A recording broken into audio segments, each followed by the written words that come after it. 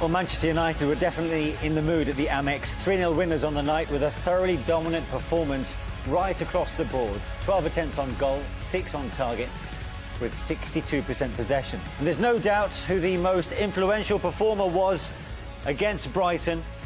Here is United's 2-goal hero, Bruno Fernandes.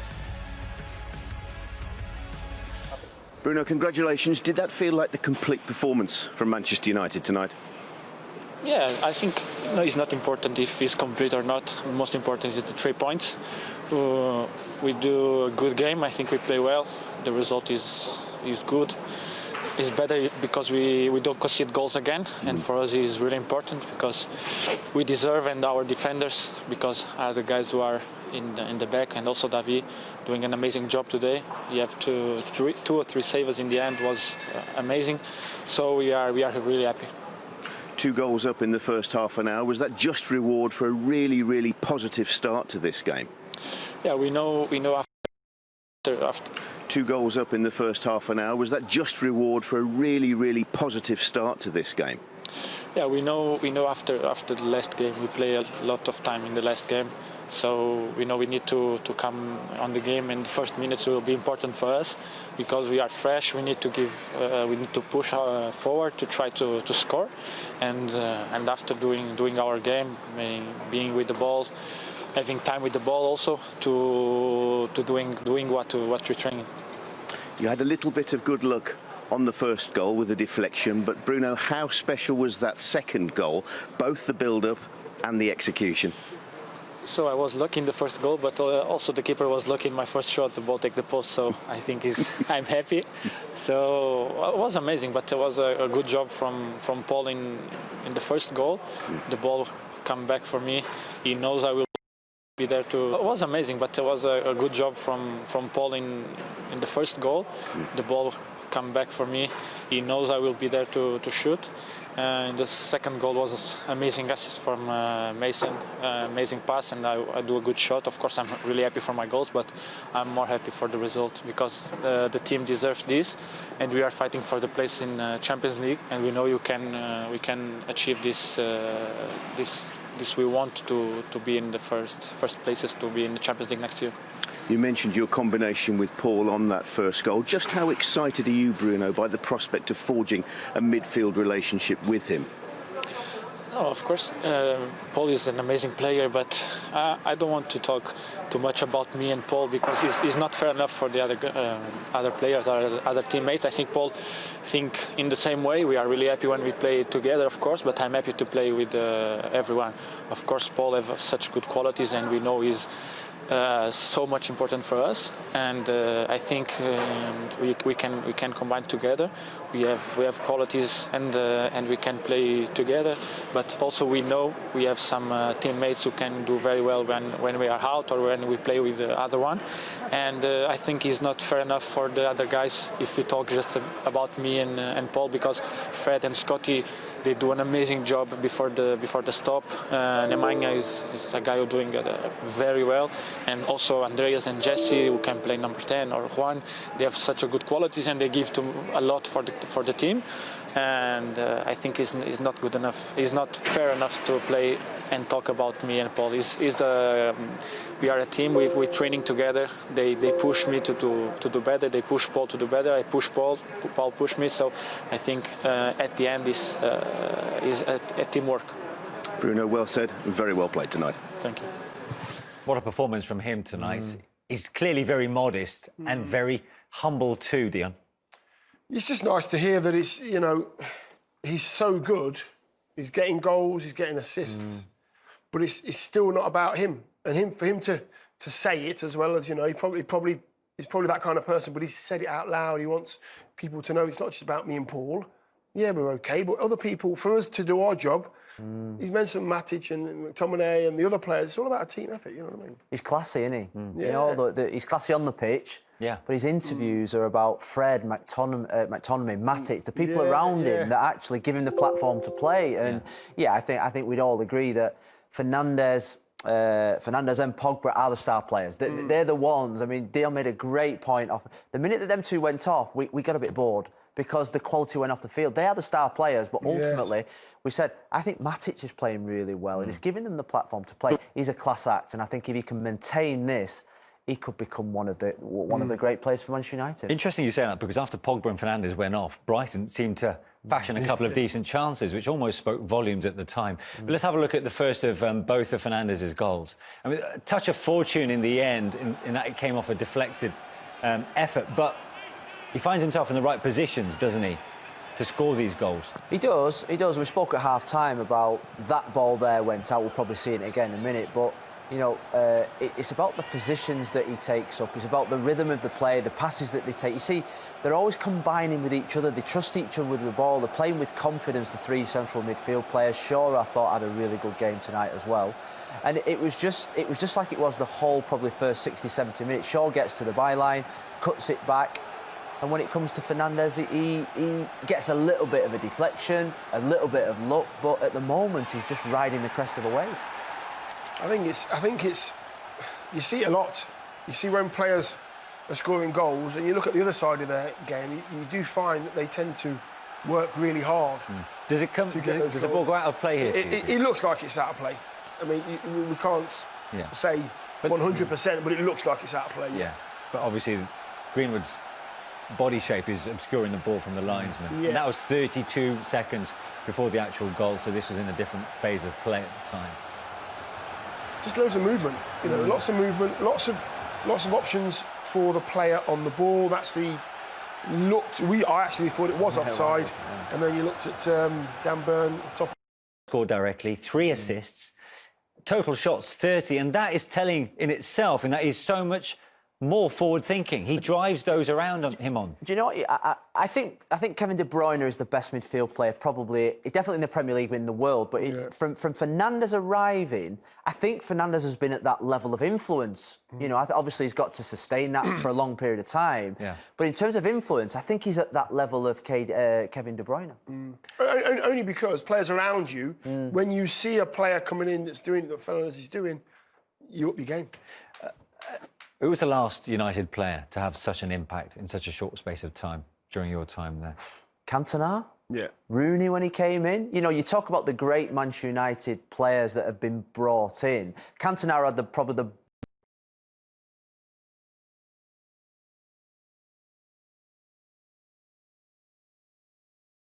biggest. Rooney when he came in. You know, you talk about the great Manchester United players that have been brought in. Cantona had probably the biggest influence of all time, and you'd think that now United have got a long time without winning a league title. At the moment, he's lit up the whole place. He's lit up the whole place. He's making everybody around them better. I still think he's got a long way to go. There's them winter months, January, February, where it's cold, the pitches are bad, but at the moment, his impact is phenomenal. Dion? No, agreed. You mentioned Cantona when I asked you that. Yeah, I think somebody got injured, I think. I can't think at the moment. But somebody got injured and then Cantona came in to fill his shoes. You're not talking about yourself by any chance, are you? But he came in, didn't he? Cantona came in. He did, and he changed everything. And the beliefs of what United could achieve changed. Fernandes has come in, and the way that Man United are playing has changed. Every single player around Fernandes now is playing better. The narrative around United has changed during the course of this season as well, because early on in this campaign, United were forever struggling to break down those deep-lying defences. And now you've got somebody who can press and probe and find a finish alongside Pogba, which is giving them a whole new look. I think that's what they have been missing, the link between midfield and attack. The forwards have been missing some kind of creativity. You know, the person that finds the pass. You look at the great teams; they all have someone that can unlock the door, someone with a bit of creativity. And I think probably over the last 7 years, that's probably been the missing, probably biggest chink in terms of sign someone that can win you a league title, sign someone that can unlock the door, sign someone that can connect the whole team. He at this moment in time, and I don't want to go too overboard, but at this moment in time, is that good? Because his stats prove that. Yeah. And have they got enough right now in their armoury to challenge the likes of City and Liverpool for the title next season, or do they need to add to it? No. Listen, if you're a Man United manager, you have to look to keep bringing in quality. You have to. You have to still want to achieve. Right now, Man United still need an out-and-out centre-forward. You know, Martial's now got himself a hat-trick and played decent today. But they do need a 25-goal-a-season man. And they haven't got one at the moment. Agala's done great, he's coming. Rashford's now, I don't know how many goals he's got, but he's now starting to score goals. Rashford, you know, so they're all chipping in, but they need to chip in with a striker that's scoring 25 goals. So an out-and-out striker, for me, is a must. And I'm talking top of the tree. I'm talking Harry Kane, I'm talking, you know, Mbappe, I'm talking the best. If you think of the front three for City and Liverpool over the last 2 years, you've had Sane, Sterling and Aguero, all probably 20 to 30 goals. Liverpool 20 to 30 goals. United is 10 to 20. So Greenwood, I think, is nearer to 20. Rashford and Martial nearer to 20. If they had another 10 goals each, or at least 5 and another 10, all of a sudden United can challenge. It's the goals where I think that they need. Whether Martial can get another 10, like we said before the programme, the jury's still out. Marcus, is he ever going to be prolific? We don't know yet, but there is a player in there that we think is going to be world-class. And Greenwood, I think he's young, that maybe you persevere. But somebody's got to get to that 30 goals a season mark. Well, Greenwood, let's not forget, opened the scoring at the Amex Stadium with this fabulous jinking run. And the finish itself wasn't too bad either. No, just very confident young lad, you know. If you do give him the opportunity to run at defenders, he'll take it. He very rarely wants to chop back and keep it. He's very one-track mind. How can I get a shot off? How can I set somebody in? No, I just think it's really good. I think, you know, Stephen's there, who mentioned that Stephen should really be on that side. Therefore, Greenwood can't go and attack, I think it's Dunk there. But the crossover, look at the step overs, 1-2, and he's making the defender go left, he's making him go right. The goalkeeper's trying to see where the ball is, so everybody's moving their feet. Keeper gets caught on the near post. He won't be happy with that, the keeper, but the strike itself was good. You know what's interesting? There's been lots of talk about Jadon Sancho, and we see the fans again. Jadon Sancho coming over to United, but if they don't get him, could Greenwood play in that role?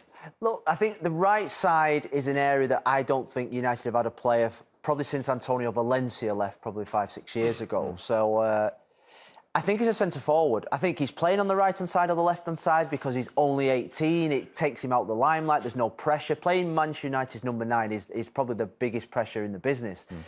I'm with Dion. I still think a number 9 is paramount. And I think Greenwood will eventually be a number 9, but at this moment in time, keep him on the periphery, let him just develop and learn.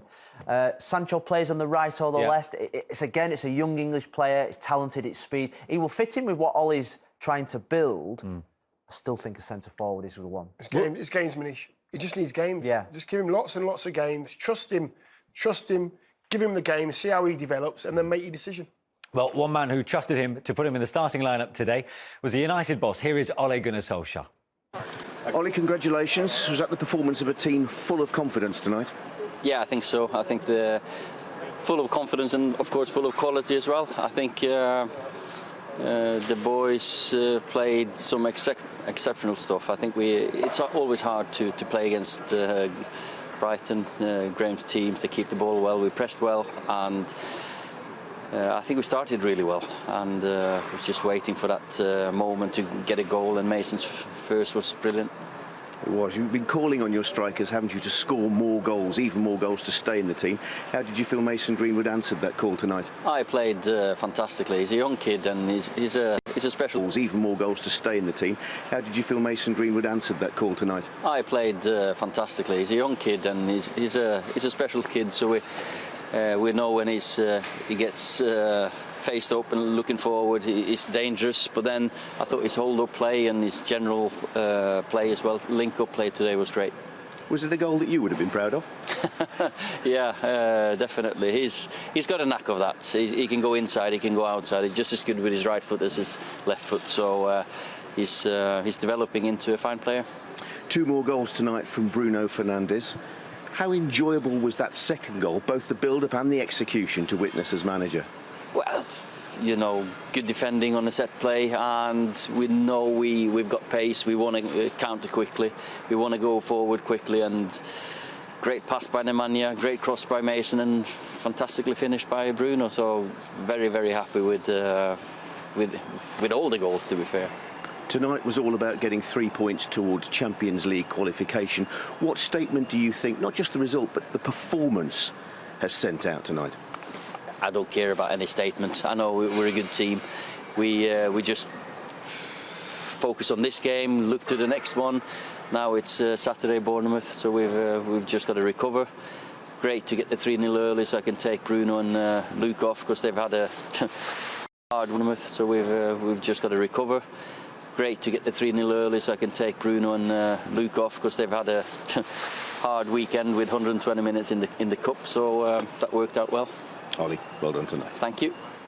One thing you noticed from the performance, not only just tonight, but against Sheffield United too, is that there was a real sense of United players. And what makes it even more impressive, I suppose, Dion, is that this comes after a 3-month break.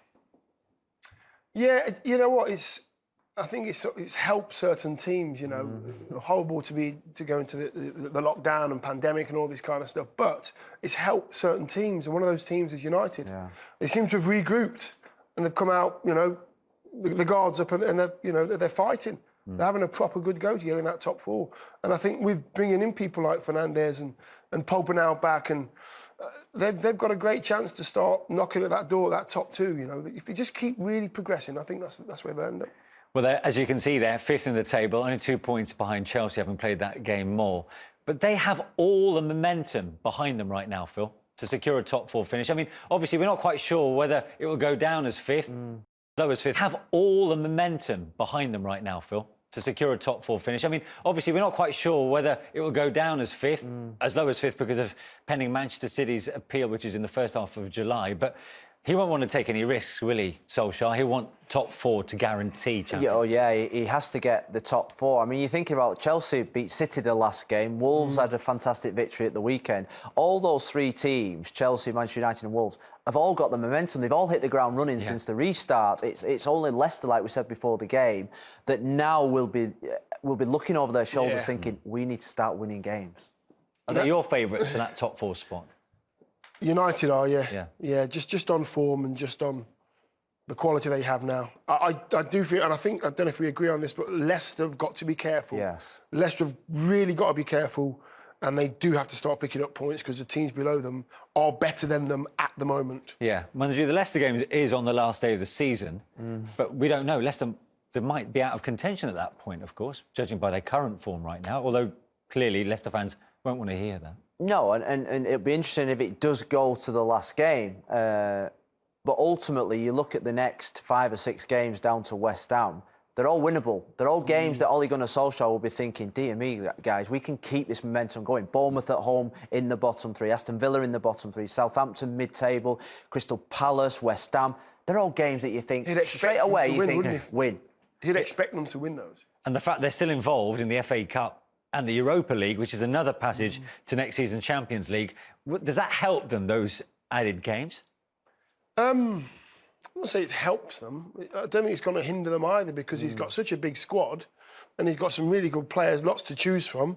Strong bench as well. He's bringing good players on as well. So, and if you are a big club and you want to be successful, you have to play a lot of games. Yeah. If you want to get to finals and be successful, you have to play a lot of games. And does that performance tonight further enhance what you said before the game, which is you see United winning the remaining Premier League fixtures? Yeah, I think they'll win all the remaining fixtures, playing with that confidence and that enjoyment. And I think the biggest thing is the goals that they're scoring, 3s and 3s again and 2s in another game. They're playing with confidence and they look like they're enjoying it. And do you know what? When you've not played football for 3.5 months and it's been taken away from you, I think United look like a team that just can't wait to get back playing football.